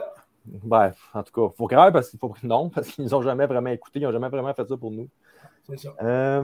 OK, on continue souvent. Pensez-vous plutôt que tu prenais la main? Il y a des questions, là. Si l'hiver, tu laisses pas avec bonne raison pour que les chasseurs en laissent vivre, maudit que j'ai hâte au RTLB. Bon, un petit commentaire que. D'un lot, j'ai enfin vu 2 femelles cette année. Est-ce que vos trucs fonctionnent sur les petites terres? Bon. Frédéric Michaud, je suis propriétaire depuis 3 ans d'un lot de 60 acres dans la 10 Ouest. J'ai enfin vu 2 femelles cette année. Est-ce que vos trucs fonctionnent aussi pour les petites terres forestières? Avez-vous des trucs pour attirer et conserver les chevreuils sur ma terre ou les environs? Écoute, 60 acres, c'est clair que c'est... 60 acres, c'est le quart d'1 km². Là, on est dans la 10 Ouest. Il parle de 2 chevreuils au kilomètre carré. Fait que sur 60 acres, c'est comme un demi-chevreuil. Là. Fait que c'est sûr que pour augmenter ça, il faut que tu augmentes la qualité de ton habitat. Ça, c'est la première chose. Deuxième chose qu'il faut que tu regardes, c'est que tes voisins, est-ce que tu es entouré de voisins? Si tu es entouré de voisins, ça se peut que tu aménages absolument pour rien ou tu vas aménager pour les voisins qui vont tirer le premier qui va arriver. C'est un paquet de questions qu'il faut se poser. Moi, j'ai vu des tailles de 60 acres. J'en avais une taille dans la zone 8, qu'on était bien situé, collé sur le bedding, puis les chasseurs étaient plus sur le bord des chemins. Nous, on était en plein milieu. Puis le 60 acres, je n'avais même pas besoin de faire l'aménagement. Il était vraiment efficace parce que sa situation le permettait. Fait que c'est des points qu'il faut faire attention. Mais si tu n'es pas trop entouré de gens, de faire un aménagement, c'est sûr que tu as 60 acres, tu ne peux pas faire des miracles. Mais faire un peu de bûcher, puis un ou deux petits champs, puis planter un paquet d'arbres à noix, ça peut aider, mais encore là, ça reste que c'est limité. 60 acres, c'est pas grand. Avec une densité aussi faible, de réussir à te bâtir une population de chevreuils, il y a du travail à faire sur plusieurs années. Là. Ça sera pas. Je ne veux pas décourager les gens, mais dans 10 Ouest, on avait un client l'année passée qui avait 2500 acres. Les Kodak du printemps allaient à l'automne. Okay? 2500 acres, on a photographié un spike.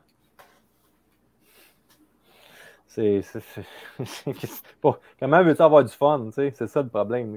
On l'a vu dans 10 Ouest. Fait que, la seule façon d'attirer du chevreuil ou d'augmenter ta densité, c'est d'améliorer ton habitat. Ça, c'est first. Par différents moyens, arbres à fruits, arbres à noix, champs nourriciers, coupe forestière. Là, il faut le faire en fonction du 60 acres, mais il faut évaluer s'il n'y a pas des chasseurs alentours, si tu es entouré. Sinon, ça se peut que tu le fasses pour absolument rien. Il n'y a rien de facile. C'est faisable, ça dépend de la situation où tu es. Pierre-Luc, faites-vous beaucoup de hang and hunt ou plutôt des stands fixes sur des passes bien connues pour être productifs dans vos stratégies de chasse, les gars? Est-ce que vous êtes plus hang and hunt ou un peu des deux? Comment vous faites ça?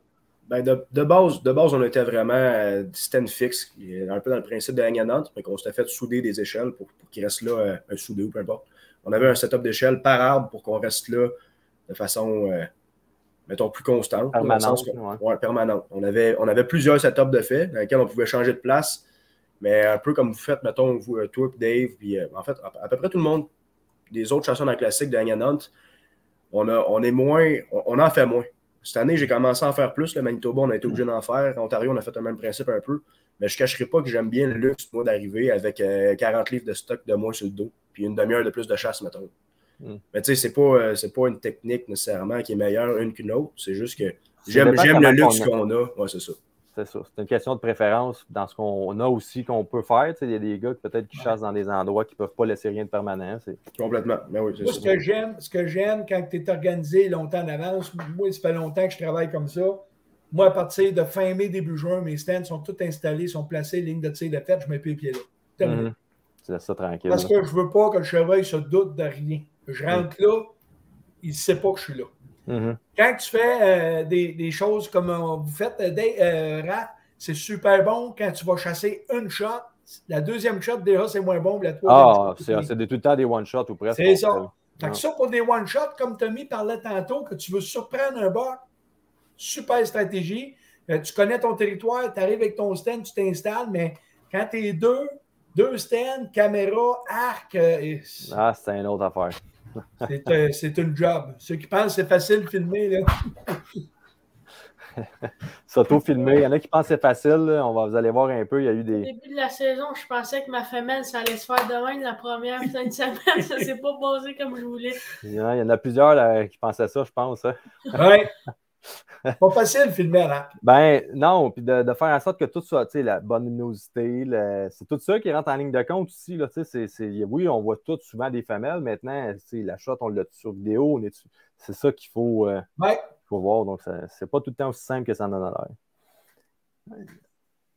l'air. Bon, ici, on a une question un peu. Georges, comment chasses-tu le chevreuil lorsqu'il n'y a pas de vent et dû au froid, tu marches dans des Kellogg Frosted Flakes? Les Frosted Flakes! Ben, il y a deux principes qu'on utilise, deux stratégies qu'on utilise principalement. La première, c'est de se faire porter en 4 roues. Là. Quand on n'a pas de vent, il y a tout le temps, ton odeur va toujours tendre vers une place. Des fois, s'il y a 0 vent, ça peut être le courant thermique. Mais on va tout le temps se fier à notre contrôle d'odeur quand même. Puis pour l'approche, ben, il y a le 4 roues qu'on utilise majoritairement. Mettons, on va se faire porter en 4 roues, puis le 4 roues revient. Fait que là, le chevreuil entend le danger, puis il l'entend repartir. Fait que là, une demi-heure après, des fois 15 minutes après, le chevreuil est à l'aise de repasser. Puis sinon, quand on n'a vraiment pas le choix, ben, on essaie d'utiliser des changements de terrain, un cric, une grosse roche, une façon de se camoufler. Puis en plus de ça, moi, j'utilise mon mouth call, mon diaphragme pour le dindon, parce que dans le terrain où je suis, il y a du dindon. Puis je lâche des petits sons de temps en temps. Comme ça, si le chevreuil a à m'entendre, ben pour lui, c'est un son naturel. T'éveilles moins les soupçons. C'est pas blindé comme stratégie, mais tu sais, c'est un élément plus naturel. Parce que marcher d'un chips, d'un céréal, comme il dit, c'est. Tu as l'impression de rentrer dans ton stand pour rien parce que tu te brûles. Puis, le chevreuil, il t'entend hors de tout. Non, c'est un bon truc, rentrer de jour dans ton stand, mettons. Là, si tu rentres pour l'après-midi, faire le dindon, c'est utilisé à plein de places aux États. Puis, les dindons, ça fait du bruit. Là. Mettons, mettre 10 dindons qui marchent ensemble. Là, c'est un train. C'est un train. Fait que les chevreuils sont capables d'en prendre du bruit aussi à un certain niveau. Là, Moi, j'ai eu du succès là, dans un de mes territoires. On a comme des ridges. C'est des ridges d'à peu près 20-25 pieds de haut, pas même peut-être un peu plus, puis très large. Fait que ce que je faisais, c'est que je souffle. Mettons vers le 15 octobre, quand les feuilles sont toutes tombées, là, je vais souffler avec un souffleur jusqu'à mon site. Fait que je longe le cap de roche, je monte en haut, puis ma tente est sur le cap de roche. Fait que même s'il y a du chevreuil à l'autre côté, là, ils ne peuvent même pas savoir que je rentre là et que je sors de là. C'est des stratégies qu'il faut faire d'avance. Après un peu de temps, le gars, il va nettoyer sa trail. Puis, mais même si c'est gelé, tu marches sur la terre, tu as tout enlevé les feuilles. C'est moins pire. Ils ne peuvent pas te voir, ils ne peuvent pas t'entendre, puis tu vas toujours à bon vent, fait qu'ils ne peuvent pas te sentir. Fait que ça, il y a un buck que j'ai récolté, là, un beau 8 points qui faisait 126, 127. Je l'ai laissé passer 2 soirs. Le 3e soir, il a fallu que je laisse passer parce que le vent n'était pas bon. Quand j'ai retourné le 4e soir, il est rentré 5 minutes plus vite, je l'ai tiré là. Mais je sortais à tous les soirs, puis le buck était dans la bête. Là. Il n'avait même pas connaissance que tu partais. Il ne savait pas. Fait que, le truc, c'est de souffler les feuilles, puis d'avoir un obstacle, comme Tommy a dit, d'avoir un obstacle. Des fois, moi, je mettais des bottes à corps pour marcher dans la rivière, puis tu marches dans la rivière qui est creuse, là, fait qu'ils ne peuvent pas te voir arriver par la rivière. Ça peut être n'importe quoi, un remusqué dans l'eau, tu sais, c'est pas... Il associe pas ça à un humain, contrairement à puis juste le bruit de l'eau avec des petits courants, des fois, c'est assez pour camoufler ton bruit. Là. On va faire apparaître ça ici. Lisez la question, les gars. Allez, as-tu hâte d'avoir la ceinture de la classique? Faut pas vendre la peau de l'ours avant de l'avoir récolté. On va voir la soirée finale. Il n'y a rien de gagné. Mais si c'est fait, j'ai hâte que Louis apporte puis je le mette après. Si c'est fait. Mais tu sais, comme tu dis, les points vidéo puis le point du public va avoir quand même un point important pendant la finale. Là, fait qu'il n'y a rien de fait. On espère grandement. Je me lève le matin puis je me sens que j'aimerais ça. Là. Ouais, mais même si on ne la gagne pas, on va sortir la tête haute de cette histoire-là parce que j'ai vécu une super belle histoire. Ben oui. Écoute, juste le film que vous allez présenter, les gens vont capoter. Là, avec les bucks que vous avez laissés passer et tout. Là, c'est génial. Ouais, puis...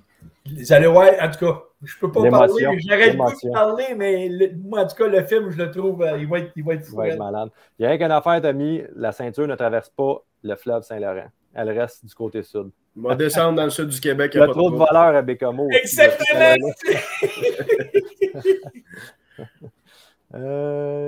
Salut Eric, tu nous parles de formation sur la chasse à l'arc un jour. Oui, on pourra en parler peut-être ou aborder le sujet, comment chasser efficacement, parce que souvent l'arc est mis de côté parce que les gens considèrent que c'est pas efficace, bon, à cause de la distance, vrai, mais en plus de la distance, il faut être efficace avec son arme. C'est pas tout le monde qui se rend jusqu'à ce niveau-là d'efficacité, puis se débarrasse de l'arc plus vite à cause de ça. Là, mais... Ça prend plus de pratique, mettons, un peu. Oui, connaître son arme et tout. Fait qu'un jour, on en viendra à ça.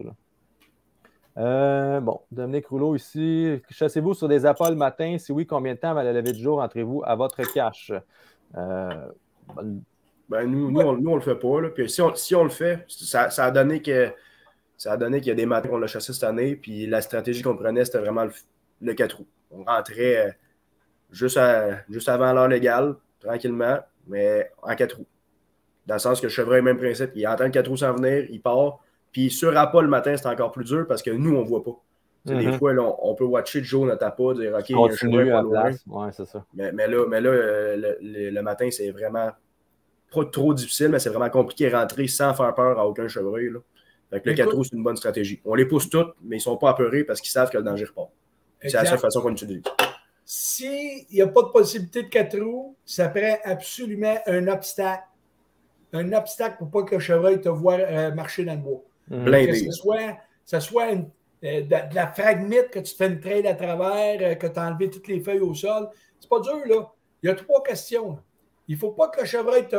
Tu te mets à la place du chevreuil dans la bête, là. Puis si tu es un chevreuil, là, il va-tu t'entendre arriver, il va-tu te voir ou il va-tu te sentir? Puis on peut-tu donner un truc aux gens comme ça, vite, vite, Luc? Ta bête, tu sais ce que tu vas faire. Tu mets un gars dans la bête. Puis là, souvent, toi, tu fais ça en mai, juin. Ça veut dire qu'il n'y a pas de feuilles encore en mai là, de sortie. Là. C'est pas mal les mêmes conditions que tu retrouves en novembre. Oui. Donc, tu mets un gars là, puis tu dis, moi, j'arrive de telle place, est-ce que tu me vois rentrer? C'est aussi simple que ça. Puis si le gars vous voit, dites-vous que le chevreuil vous voit aussi, c'est assuré. Puis, tu sais, là, quand une bête, tu commences, il y a 8-10 chevreuils qui rentrent dans ta bête régulièrement. Oups, tu chasses une fois, il en rentre 2-3. La deuxième fois, il en rentre plus ou il rentre juste de nuit. C'est parce qu'ils savent que vous êtes là. Ben oui, c'est pas compliqué, ils savent. C'est le combat que les gens en font quand ils veulent chasser sur des bêtes fixes, c'est ça. Il faut faire comme ça à coche ou ne pas le faire pantoute. Exact. Parce que, tu sais, il y en a qui disent que des gros box, ça ne se chasse pas d'une bête, là. C'est pas vrai. Ça se fait, mais il y a une façon de le faire. Il y a un commentaire que je juge intéressant juste avant, c'était par rapport, bon, on a un petit peu. Bon, ça a rentré d'un coup, là, ça a tout défilé. Je m'excuse, là, je ne veux pas. Juste Eric Fillon qui mentionne. Pour la question d'Alex, Alex il demandait si c'était possible un jour d'avoir une saison plus longue. On lui a répondu un peu en disant que ça prenait des choses. Fait qu'Éric, il renchérit en disant si la chasse serait plus tardive, peut-être que les chasseurs seraient plus sélectifs. Donc, ça revient un peu un point qu'on disait. Le gars, s'il a plus de temps, peut-être qu'il va se retenir de tirer le spike ou peu importe le chevreuil qui verrait. Là, pour renchérir, Éric, l'effet d'avoir un RTLB ferait que les gens seraient encore plus sélectifs. Ah oui, il y aurait encore plus de volonté à faire ça, parce que c'est la première fois qui est dur à faire, parce qu'une fois que la roue est partie, une fois que tu commences à la laisser passer, tu y prends goût. Mais si tu ne l'as jamais fait par peur de ne pas être capable de tuer un jour, si tu ne la commences jamais, cette roue-là, ben, tu ne l'apprécieras jamais, parce que pour toi, ça va être plus une... Ah ben là, c'est ça, si je ne le tire pas, c'est le voisin qui va le tirer. Puis, on l'a vécu dans le 6 RAF. La deuxième année, là, les gars voyaient des beaux bocs partout sur leur Kodak. Il n'y avait pas le goût de tirer un spike. Ben non. Mais quand tu n'en as pas, tu vas tirer le premier que tu vois. C'est ça. C'est une question de... Effectivement. Bon point là, les gens commentent par rapport à ce qu'ils vivent. C'est pas drôle vraiment. Là. Les gens, la 7 Nord est morte. La 7, c'est ce que je vois passer depuis tantôt dans les commentaires. Là. Salut, pas souvent des zones, mais jamais de la zone 1, c'est désastreux. Ouais, je comprends. La zone 1, est-ce qu'on peut parler du chevreuil un peu? Il y a du chevreuil, mais tabarouette. La zone 1, là, il n'y a plus d'habitat. Ils ont scrappé les habitats. Le Bas-Saint-Laurent, il y a plusieurs places. Ils ont scrappé les habitats. Ils bûchent sans réfléchir dans les zones de ravage. Puis le chevreuil, il ne parvient plus à remonter la pente. En plus de ne pas avoir d'habitat, on a une mauvaise gestion de notre cheptel qui fait que nos ratios sont déséquilibrés. Les veaux, imagine-toi un veau qui pèse 30-40 livres quand il arrive à l'automne et qui tombe 4 pieds de neige. Il est mort, là. Puis encore là, c'est surprenant de voir comment ces chevreuils-là sont résilients. Moi, ça me fait... Je suis émerveillé de voir ça. Bon, est-ce qu'on peut procurer un chandail? Est-ce qu'on peut se procurer un chandail UPF comme celui de Luc? Luc, est-ce qu'il y a des ventes de chandail pour UPF? Écoute, pour l'instant, là, les gars, on a fait les stickers puis les pancartes, là. Puis je vous le dis, là, juste ça, là, ça a été tout un contrat à gérer. Fait que de gérer les chandails, moi, je vous dirais qu'il va en avoir un jour, le jour où on va être capable de faire des tournées, puis qu'on va être capable de vous les amener, parce que d'envoyer ça par la poste, on mange tous les profits, puis on travaille absolument pour rien. Fait que ce qu'on pourrait vous dire, là, c'est que oui, c'est de quoi qui est comme les casquettes, les chandails, mais qu'on commence à faire des tournées, on va s'arranger pour avoir de l'inventaire puis pouvoir vous les vendre sur place. Pour l'instant, acheter les pancartes, les stickers, ça va nous aider à faire du budget. Puis à partir de là, on va pouvoir faire le prochain projet, là, puis d'essayer de faire des choses de même, là, comme les gilets. Là. Là, les questions, ça n'arrête plus. Là, ça fait déjà 1h20 qu'on jase, les gars. Je veux pas. C'est super le fun. On pourrait continuer encore pendant 1 heure de temps, mais on va falloir mettre fin à tout ça. Par exemple, j'ai des obligations, moi, qui m'attendent ici. Donc, je ne peux pas continuer plus que ça, malheureusement, mais ça a été un vrai plaisir de vous avoir. Puis les gars, gardez vos questions. Il va y avoir d'autres équipes. Il en reste encore 2 autres équipes avec des visions peut-être différentes de la chose pour les prochains. Donc, il va nous rester 2 autres lives. Ensuite de ça, on va avoir des invités extérieurs à la classique. On va faire venir des gars qui connaissent le chevreuil, qui sont dans le domaine du chevreuil pour venir discuter avec nous de différents sujets d'aménagement, de chasse à l'extérieur aux États-Unis. On va essayer de mêler un peu tout ça puis de continuer à vous parler de chevreuil jusqu'à notre événement final le 19 mars prochain. Donc, sur ce, les gars, je vous remercie. C'est toujours un plaisir de se parler, Colin. C'est Merci à toi, Raph. Parler chevreuil. On ne lâche pas la patente, puis on va se relaisser avec un petit teaser de la question de donner le goût aux gens d'aller se procurer des billets pour la classique Whitetail. Venez nous voir, tout le monde. Ça va avoir du fun. Yes. Sur ce, à la semaine prochaine. T'as besoin de puissance pour tirer ton gibier, tirer du bois, tirer ton 4 roues, tirer des affaires au chalet, ou ben de tirer d'affaires. T'as juste besoin d'un treuil portable winch. Avec ça, tu vas avoir la vraie puissance entre tes mains. Portable winch, c'est simple, c'est fort, c'est efficace. Passe à l'action. Offre-toi un treuil portable winch.